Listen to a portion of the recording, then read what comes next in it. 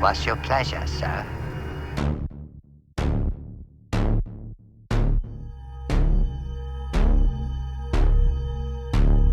All right, well, welcome to another episode of the Cinephiles and Cenobites podcast. My name is Onofre, and with me the other half and my hetero life mate, Mox. Hey, what's up, man? How's it going? Glad to be here. Joker! Today, we're going to be reviewing an indie flick, Appiness, as in... Yeah, don't let the title fool you. It's pretty great. It's as in the app, an application. Appiness. Quick synopsis. Eric Newman, a shy corporate professional on the cusp of his 30s, gets laid off out of the blue.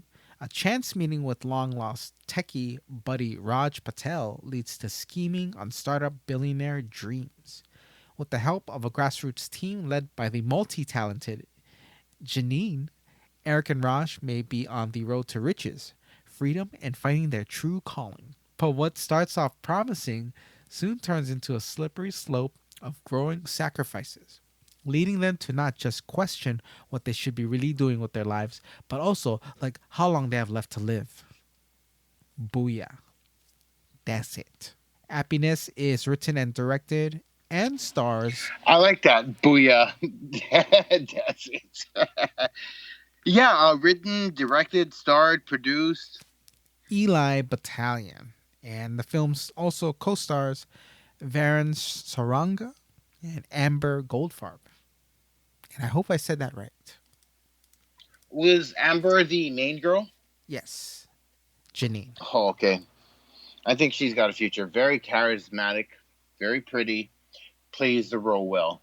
Yes. She avoids a lot of the full-blown pitfalls of like the mid-2000s of Manic Pixie Dream Girl. Oh, okay. Sure. Or, every role after Spider-Man, or maybe even Spider-Man, that Kirsten, what's her name, did. Dunst? Yeah. Bring it on? She was the queen of Manic Pixie Dream Girl. Oh, okay. Do you think this film is like satire? Because there's a lot of references to a lot of big tech stuff. Like shit kicker, yes. porn knob. And I like later in the movie I noticed like the Apple computers were like pineapples or pears. Like it wasn't the Apple symbol. There's definitely a lot of commentary. I don't think it's like a full-blown satire. I do think there is a bit of satiric comedy, or satiric representations. I think though the theme is meant to be taken. That gotta take a stand or take a step back and look at what are you chasing? Is it what you want to do, or is it what you think is convenient because of some thing that you think is going to make you money / happy / whatever the fuck, Huh.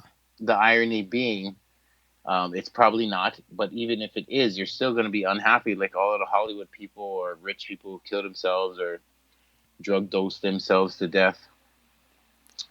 Only you are in control of your happiness, and you have to dig a little deeper than what might be most apparent to you because of convenience.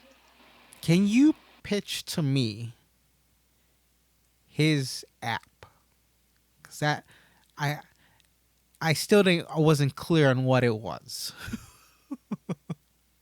Yeah, it wasn't a very good app, but I think that's the whole running joke.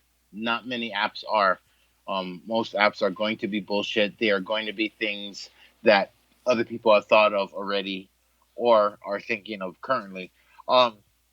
It's something that... Oh, do you mean specifically? Because I don't get the specifics either. I understand the general theory that when you're in proximity of someone whose algorithm strikes something that you've entered on your personal details, it will send you some sort of notification that you should try and meet them, in person or whatever. Like you'll get flagged like you are in actual proximity of someone who could be an important person in your life. Put down the phone. That's my read on it. Okay, sure. I kind of got that part. And I was wondering if like they made it that way, like throughout the movie you just don't know. I mean, they're working on this app the whole time, but it's like as an audience member, like, do I know what it's about? I'm like, but that's not like the point of, Yeah, you it's know. not like Silicon Valley in that way. And that's one of the things that was the first challenge of getting into this movie. It presented itself in a lot of generic or subpar ways. And until there was a bit of bonding between some likenesses of myself and the main character, I wasn't really paying that much attention. Mm. But what really sealed it, was that scene where the programmer slash love interest comes to his house and his mom makes her take him cookies. And I think she walks in on him nurking, whatever, don't know. But after that, it leads to him showcasing her his special room with all his instruments and his Oh, actual passion. And he plays for her. And I was like, fuck, that's so true. We're all like that. Like all of us creative types who don't know what we're doing. ah, nice. After I thought of me, I thought of you. But I thought of me more because I'm the type of person like him who's embarrassed or ashamed to admit that I play music. I don't think you're one of those people.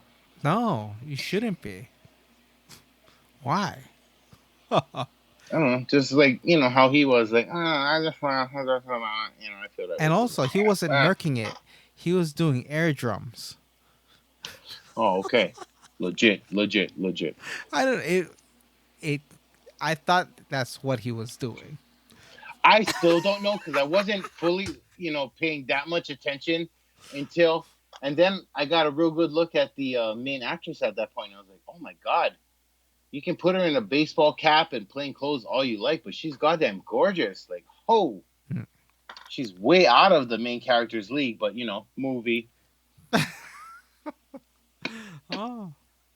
But no, like all the characters in this movie are like they have that on-screen like charm. Like you immediately like It everyone. takes, well, for me, actually, it wasn't immediate. I Mm. hated the Indian guy because he felt like a rip-off fucking Tom Haverford, and I was just irritated for so long about that.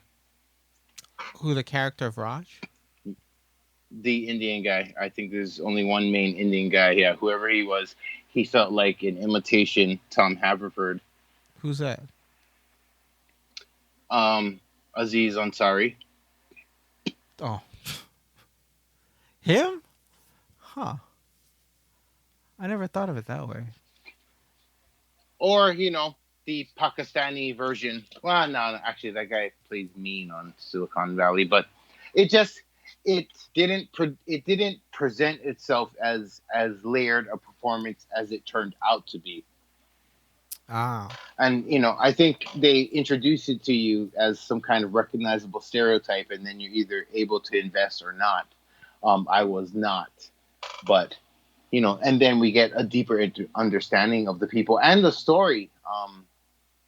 I really like the inclusion of the bartender slash want to make good gangster son, and how that all kind of plays out in the end. I mean, it's not a perfect setup because of the money that is transferred and borrowed is just ridiculous, but it builds to an ending that was satisfying for me. I see. Huh. So put down those devices and get out there. That's the basic thing of it. So I mean, that's definite worthwhile. But also, I I mean, obviously, the perspective of the film is kind of against the devices, but above that, it's pro whatever you're truly passionate about. If it is devices, if it is apps, if it is making the world smaller by going globally, then do your thing. But do you. Don't do it because it's fashionable, it's so-called profitable, or whatever. Do you. And that kind of actually really spoke to me, and that's why I would really love this movie. Yeah. It didn't trigger Um, Really, because the whole time I was thinking about you and me, and I was like, well, we're not clearly these two as they are every single time. I think we alternate back and forth, but it for me it drew parallels. Like, there was an idea, there's other ideas. I know that I suffer from confidence issues, and you don't seem to suffer from that because you're just like you just do shit, and you don't really. It's not about what people think. So there is some balance of that, and then there was the love interest. Then there was him having to deal with his personal issues. So it's very much that underdog story, yeah, yeah. Huh. but there is a bit of tongue in cheek about it, and there is a bit of like, okay, it's ridiculous, but don't pay attention, just accept it, move on. Like, yeah, man, I got $330,000 for us to start our company. Like, no fucking arm breaking guy is gonna lend you that, motherfucker. Get the fuck out. But we don't stop on those details because then it derails what the entire purpose of the movie is. It's not the details, it's the big picture of the details. What details are you focusing on that is not in line with the actual big picture of what your life should be about? Yeah. Are your details in line with what you really want in life? And I think that's the question it poses, and it answers for itself. And it does it in this genre. And it actually balances a lot of kind of differing elements, with that whole mafioso thing, with this whole nerd tech challenge, with the fucking buddy comedy, with the romantic kind of rom com thing. So it's a really charming, eclectic blend that you do need to kind of set yourself to invest in for a bit, um, because it does present itself as something less than what it actually is. So that's the thing. You need to see past the surface to gain the intrinsic value. And that is the only thing I can see hampering this getting an audience or getting in the way of people. Like maybe you just could not make the leap over. But I eventually did. I drew a lot of parallels. I drew a lot of like, whoa, you know, and simple as it is, maybe even cheesy at times, it really worked for me. And I think this movie it's got its charm and it's magnetic, and the performances are really great. The writing is good, and it's a simple tale told well, and I recommend it highly. Nice. Okay. Well, I think that sums it up, man. Good, a good exchange with Mox on Hey, happiness. it's like this movie called Appiness. So the movie is available digitally, and you can rent or own on streaming services, including Amazon Instant Video, iTunes, Google Play, and Vudu, and on cable VOD, Comcast, Verizon, DirecTV, and Dish. You heard it here. Happiness. Go watch Go watch CC. CC. All right. Well, that is it for this episode. Thank you for checking it out. Be sure to check out this episode's show notes for links to all our social media sites. But other than that, be sure to visit our website, neckomedia.com. That's Nekko media.com. .com. And we also be on Twitter and Instagram. Very active on both of those. And you can check those out at cynical_mass. That's CINECAL_MASS.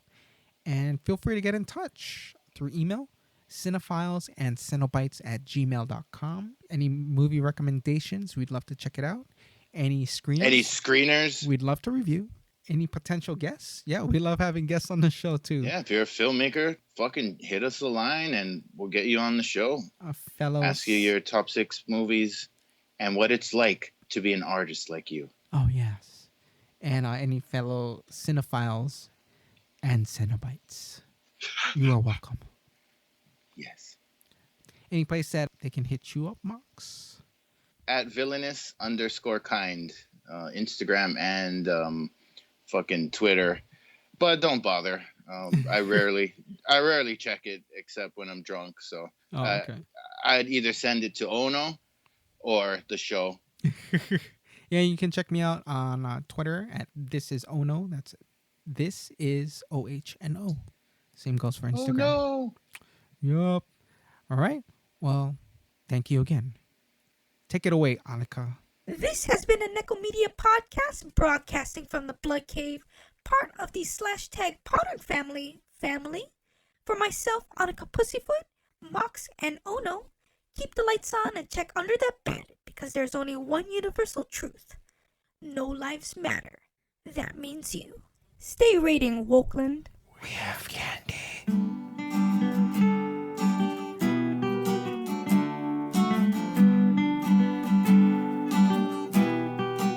This is us, Ono and Mox's podcast. Sounds like crap leaving ass, or a duck fucking glass. Probably both, it's really bad, and we do the shit all for you. And we sound like shit while we do.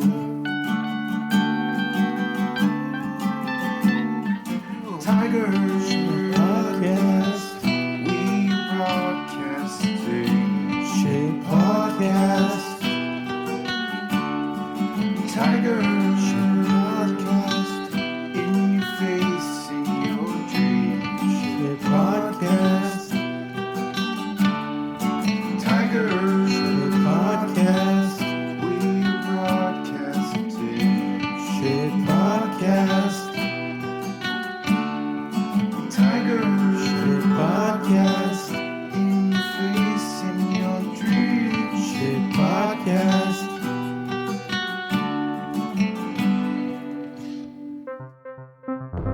This is a Nekko Media podcast.